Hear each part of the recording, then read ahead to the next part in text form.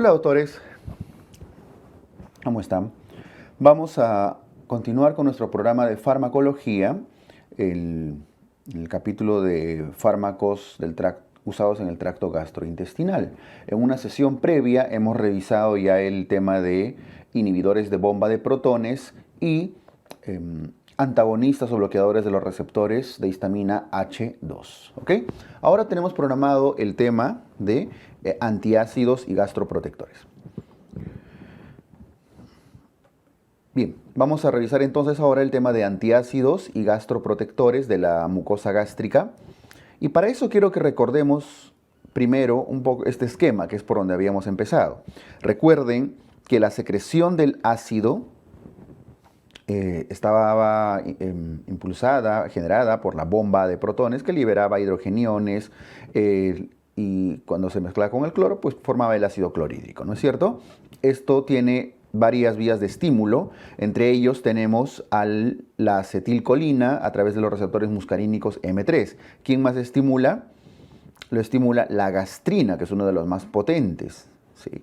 Y la histamina, los receptores H2 de histamina, vía el AMP cíclico, o en todo caso los receptores H2 y la acetilcolina vía el calcio como segundo mensajero. ¿Ok? Entonces esos son los tres grandes estimuladores de la secreción de ácido clorhídrico. Entonces los inhibidores de bomba de protones actuaban bloqueando justamente esta bomba, evitando la salida de hidrogeniones hacia la luz gástrica y la unión con el ácido clorhídrico posterior. ¿Okay? Y este es uno de los inhibidores de secreción de ácido clorhídrico más potentes. En cambio, los antagonistas y bloqueadores de los receptores de histamina, como la ranitidina, actúan a este nivel. Dado que todavía tienen el estímulo de la gastrina y de la acetilcolina, entonces la potencia es más baja respecto de los inhibidores de bomba como el omeprazol, ¿cierto?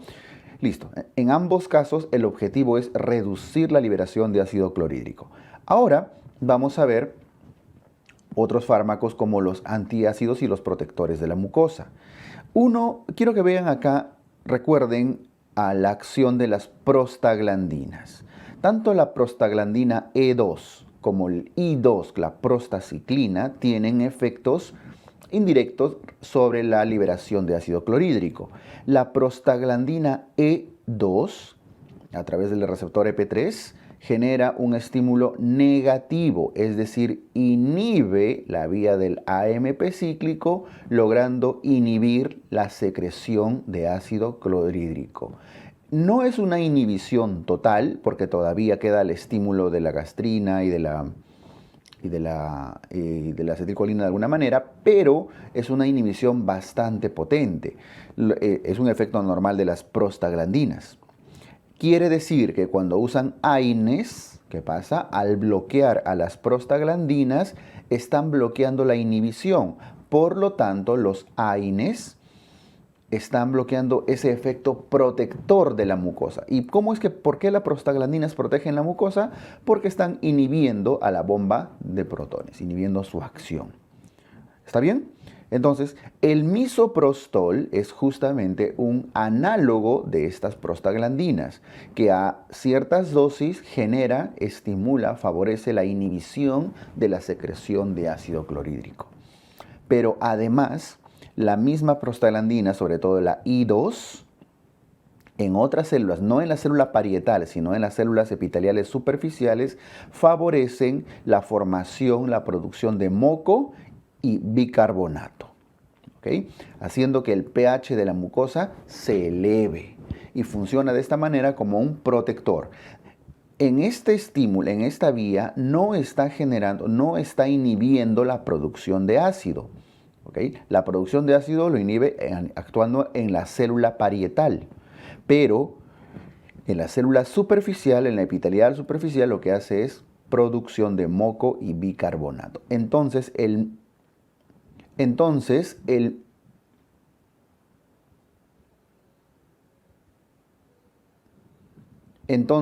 misoprostol es uno de los fármacos que se usan dentro del tratamiento y la terapia contra la úlcera péptica, prevención de la gastritis, etc. Ahora lo vamos a comentar. Misoprostol. El otro grupo de fármacos actúa acá. Lo voy a resaltar, ¿ok? Misoprostol, que muchos lo conocen por su utilidad gineco-obstétrica, porque además también estimula las contracciones uterinas y favorece la dilatación del cuello uterino. Otro fármaco son los antiácidos. Los antiácidos no evitan la acción de la bomba de protones, de la formación de ácido clorhídrico, sino que bloquean ese efecto de acidez elevando el pH. Dentro de los antiácidos tenemos al hidróxido de sodio. Al bicarbonato de sodio, disculpen, al hidróxido de magnesio, al hidróxido de aluminio.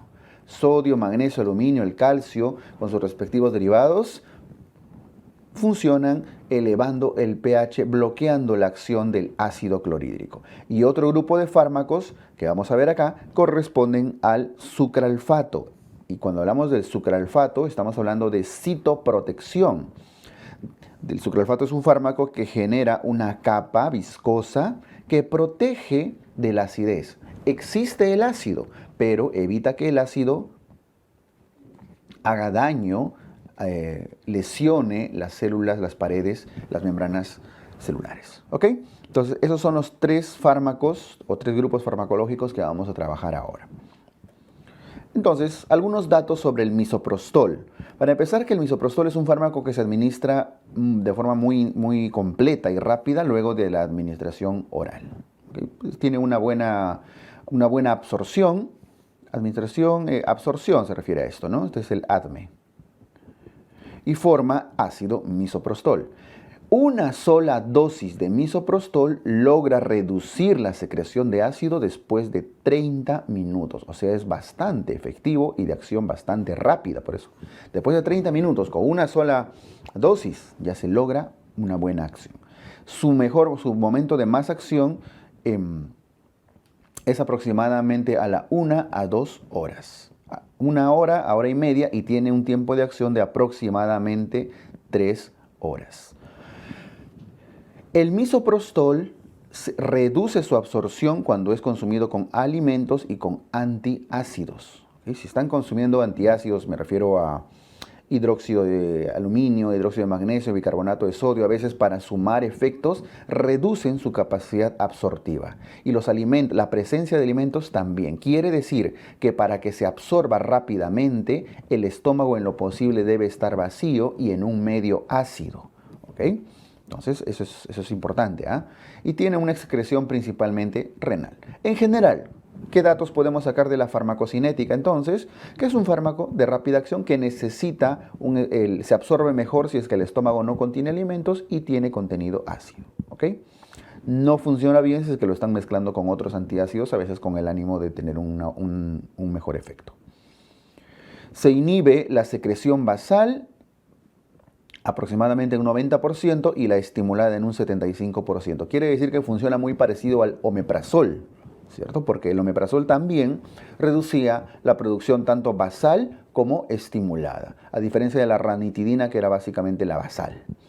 Entonces es un buen fármaco. El problema es que tiene muchos efectos adversos. Ya hemos comentado algunos de ellos.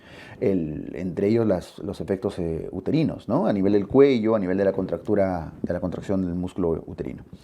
La dosis aproximada es de 200 microgramos 4 veces al día en el tratamiento y prevención de la úlcera péptica. Puede generar diarrea, dolor abdominal, náuseas, entre otros síntomas propios de la administración de prostaglandinas. Puede exacerbar la enfermedad inflamatoria intestinal a quienes tienen esto como antecedente. Mucho cuidado, está contraindicado para prevenir úlceras por AINES en mujeres en edad fértil. ¿Por qué? Porque podríamos estar ocasionando incluso hasta un aborto. De hecho, es un fármaco que se usa a veces legalmente y a veces ilegalmente con estos fines, ¿no? El misoprostol no debe usarse en mujeres en edad fértil a menos que esté demostrado que no hay una gestación de por medio. contraindicado en el embarazo. Peor todavía, ¿por qué? Porque puede desencadenar un aborto o un parto prematuro. ¿Está bien? Esto con el misoprostol. ¿Cuál es la función entonces del misoprostol? Retorno acá. Básicamente, ¿okay? Inhibir a la bomba de protones inhibiendo la vía del AMP cíclico. ¿Okay? Esa es la función del misoprostol. Por el contrario, su antagonista, en todo caso, lo contrario serían los AINES, que bloquean ya también a las prostaglandinas. El misoprostol es un análogo de esas prostaglandinas. Bien, eso con el misoprostol. Vamos ahora a los citoprotectores. El sucralfato es un citoprotector.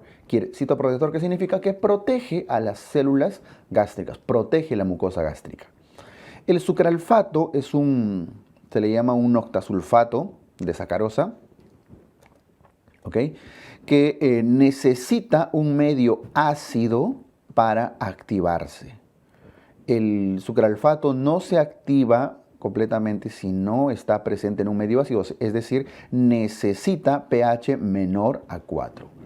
Este concepto es importantísimo porque el sucralfato, una vez que se activa en un medio ácido, forma, como están viendo acá, una capa como si fuera una gelatina, una capa viscosa. Ese es el objetivo. Para poder generar su efecto protector de la mucosa, ¿ok? El sucralfato es un octasulfato de sacarosa asociado a hidróxido de aluminio. Es importante que tengamos en cuenta la presencia de aluminio acá. Formación de un polímero viscoso que cubre las paredes y se adhiere a toda la mucosa gástrica, incluso a la parte proximal del duodeno, etc. Y sobre todo sella las úlceras. Si esta es una, como están viendo, como han visto en la imagen anterior, ¿no? Esta es una úlcera, un cráter, a esta lo sella a través de un polímero, como si le estuvieran poniendo silicona, una cosa así. Y genera una protección hasta por 6 horas aproximadamente. Quiere decir que dura varias horas. 1 gramo por vía oral, 2 a 4 veces al día es el tratamiento, la dosis que se usa en adultos como prevención de las úlceras pépticas o en el manejo de la prevención de las úlceras por estrés. Quiere decir que en pacientes hospitalizados se puede usar este fármaco y tiene menos efectos adversos que las prostaglandinas, incluso que muchos de los antiácidos.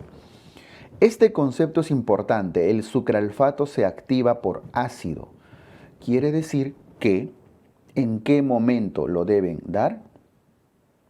Deben darlo cuando hay ácido. Todavía cuando se está secretando el ácido, significa que no deben usarlo con antiácidos, ni con inhibidores de bomba, ni con ranitidina de preferencia. Y si lo usan, estos deben ser usados o en todo caso administrados horas después. Si ustedes, por ejemplo, en su ánimo de proteger, no vamos a protegerte mejor la mucosa gástrica y le dan un antiácido o reducen la secreción de ácido, ya sea con omeprazol, con ranitidina, si ustedes le dan sucralfato, no se va a activar. O al revés, ustedes le dan sucralfato, que genera el polímero, y luego le dan el omeprazol, probablemente tampoco se va a absorber completamente, o sea, terminan cruzándose. Significa que no deben administrarse juntos de preferencia. Siempre antes de los alimentos para formar precisamente esa capa citoprotectora. Si ustedes le dan alimentos, van a terminar envolviendo la capa mucosa por encima del pollo, de la papa y de las verduras y de la fruta y todo lo demás. Antes de los alimentos, en ayunas. O antes del almuerzo o antes de la cena. 30 a 60 minutos antes. El problema también es que esta capa viscosa puede evitar absorción de otros fármacos porque está generando un polímero viscoso que no permite muchas veces absorción. Y son fármacos importantes: fenitoína, digoxina, cimetidina, ketoconazol, antibióticos, etc. Entonces, lo ideal es que estos fármacos se administren con horas de diferencia, ¿no? En momentos en el que no se está administrando sucralfato precisamente. Esta capa gelatinosa, viscosa que se forma en el estómago también puede terminar atrapando cuerpos extraños, cabellos, uñas, etc., generando y favoreciendo más la formación de besoares. Si es que hay cabellos y uñas probablemente en personas con ciertas manías, ¿no? Entonces, el objetivo del sucralfato es generar una capa citoprotectora. Entonces, tienen el concepto ya de en qué momento se administra y por qué, por su activación con ácido. El aluminio también, cuando se usa de forma crónica, puede generar una de ellas, estreñimiento, que es uno de los efectos adversos del aluminio, de las altas concentraciones de aluminio. Puede favorecer la resorción de calcio, es decir, puede llevar a la osteoporosis. Entonces, no es que sea un fármaco tampoco completamente benigno, no, solamente te recubre el estómago y no evita que te lo protege, nada. Vean que puede también tener otros problemas, incluso evitar la absorción de otros fármacos. Esto con el sucralfato. Vamos ahora a los antiácidos, los que tienen función de bloquear el efecto ácido del ácido clorhídrico. Los más comunes y conocidos son, de hecho, el bicarbonato de sodio, que lo venden libremente, lo usan incluso como enjuagues dentales, lo usan hasta en repostería. Entonces las familias lo suelen tener y es muy común cuando alguien tiene acidez, ¿no? Mezclar un poco de bicarbonato de sodio, que es una sustancia alcalina, y eso tomarlo para contrarrestar los efectos de la acidez. El hidróxido de magnesio, ¿no? El milanta, el magaldrato, diferentes fármacos que tienen magnesio o aluminio o ambos incluso. El problema es que estos fármacos tienen, si se usan de forma repetida y crónica, pueden tener efectos adversos importantes. De hecho, el más peligroso de todos estos es el bicarbonato de sodio. Porque imagínense que la persona empieza a consumir bicarbonato de sodio sin dosificaciones y sin adecuado seguimiento. Y es una persona probablemente con insuficiencia cardíaca congestiva. ¿Y qué están haciendo? Reteniendo sodio, administrando más y más sodio. Entonces, el sodio puede traer problemas no solo cardiovasculares, sino también renales, ¿cierto? El bicarbonato de sodio termina generando también CO2 en algún momento de su metabolismo, y eso genera distensión abdominal, puede generar náuseas, dolor abdominal, cambios en general en el pH. Personas hospitalizadas que se están generando un cambio continuo en el pH del estómago, ¿qué lleva? Si ustedes reducen la acidez del estómago, ¿a qué puede favorecer? Puede favorecer a neumonías, porque están evitando una de las barreras naturales contra la translocación bacteriana. Entonces, reducir el ácido del estómago no es algo tan sencillo de simplemente elevar el pH. Tienen que tener consideraciones con los fármacos que están usando. Entonces, trastornos cardíacos, sobre todo si es que hay insuficiencia cardíaca congestiva, insuficiencia renal, les he dicho que puede generar distensión abdominal, dolor abdominal, cambios en general en el pH, reducción de la absorción de diferentes fármacos que necesitan acidez para poder activarse, aumento de neumonías porque están reduciendo la translocación bacteriana, etcétera, etcétera, etcétera, etcétera, etcétera. Si es que usan calcio, peor muchas veces el bicarbonato de sodio está asociado a carbonato de calcio, y el carbonato de calcio,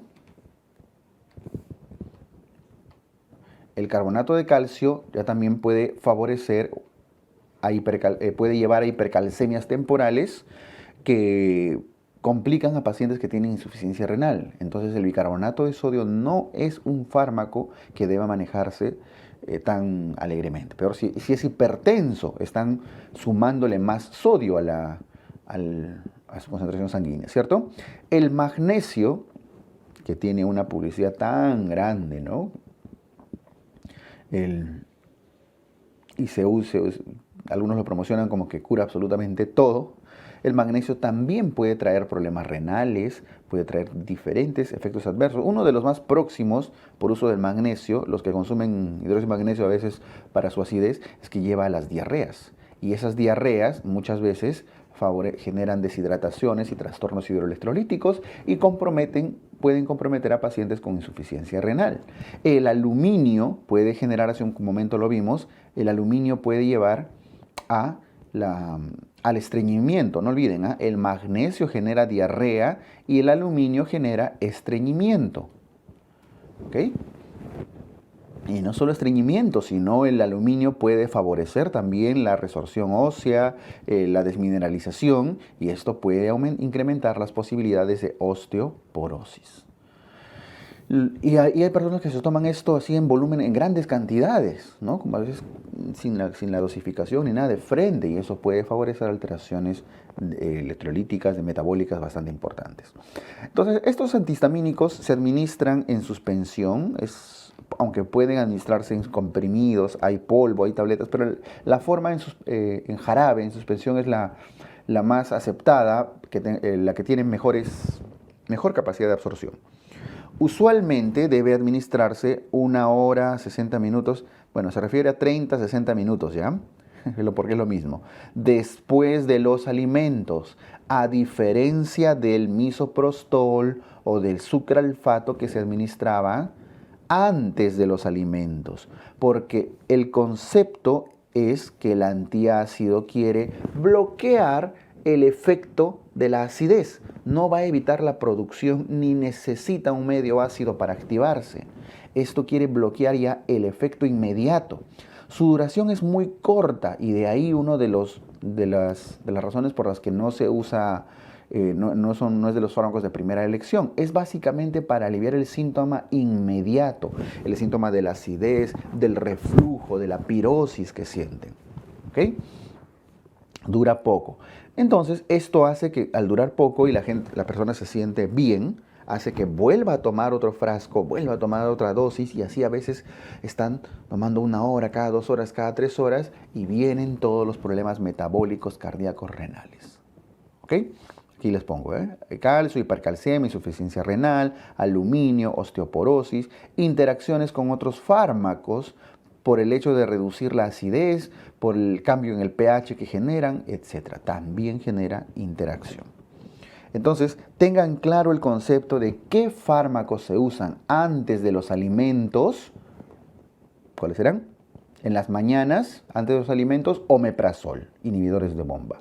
Misoprostol antes de los alimentos. Sucralfato antes de los alimentos. ¿Ok? Aquí les he puesto en el sucralfato. En cambio, los antiácidos, bicarbonato, hidróxido de magnesio, hidróxido de aluminio, después de los alimentos. No necesitan necesariamente un medio ácido para activarse. Y ahí están sus efectos adversos. Algunos de los fármacos que se conocen, que contienen hidróxido de aluminio, hidróxido de magnesio, carbonato de calcio, la simeticona, que usualmente se hace para reducir la cantidad de gases que se generan, también tiene acción. Y ven los diferentes fármacos, ¿no? Melox, Milanta, Riopan, son las marcas y la cantidad que tienen de cada uno. Muchos son combinados. El Gelusil, por ejemplo, es una combinación de ambas, 200 y 200. En cuanto a los comprimidos, Melox, Milanta también tiene de ambos. El Magaldrato tiene básicamente el hidróxido de aluminio con algo de simeticona, etc. Los fármacos se combinan muchas veces. ¿Por qué se combinan? Porque se quiere reducir los efectos adversos independientes de cada uno. Combinan, potencian su efecto antiácido, pero tienen menos efectos adversos propios de cada uno. Menos diarrea, menos estreñimiento probablemente. Entonces, como ven, muchos de ellos tienden a generar tienden a generar combinaciones. La leche de magnesia, ¿no? Que es una de las que más de las más conocidas. Leche de magnesia Philips, muchas veces lo venden así, ¿no? Ahí está, hidróxido de magnesio. Muy bien. Estos son los antiácidos más conocidos. Y con eso estamos cerrando el capítulo de fármacos que reducen los efectos de la acidez. Hemos comenzado con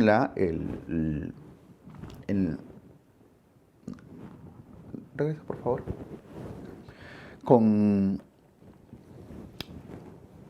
Nuevamente con los inhibidores de bomba de protones, ya para resumir todo el capítulo, los inhibidores de bomba de protones, dentro de los cuales se encuentran el omeprazol, inhibidores de bomba. Voy a poner los representantes de cada uno.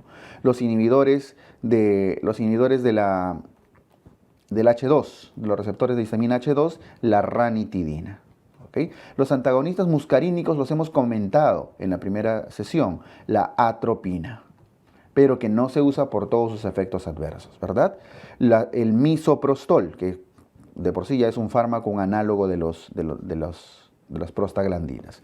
Dentro de los antiácidos, el sucralfato, y dentro de los citoprotectores, el sucralfato, y dentro de los antiácidos, el hidróxido de sodio, el bicarbonato de sodio, el hidróxido de magnesio, el hidróxido de aluminio. Y todos tienen un efecto tanto en la producción de ácido clorhídrico para evitar su producción como para proteger de la disminución del pH, del daño en las membranas celulares. Y nuevamente cerramos la clase con este cuadro, que prácticamente resume absolutamente todos los fármacos, incluyendo las combinaciones que se pueden usar en el manejo y el tratamiento del Helicobacter pylori como factor de riesgo para el desarrollo de úlceras pépticas. Bien, listo, doctores. Con eso cerramos esta breve sesión. Muchas gracias por su atención.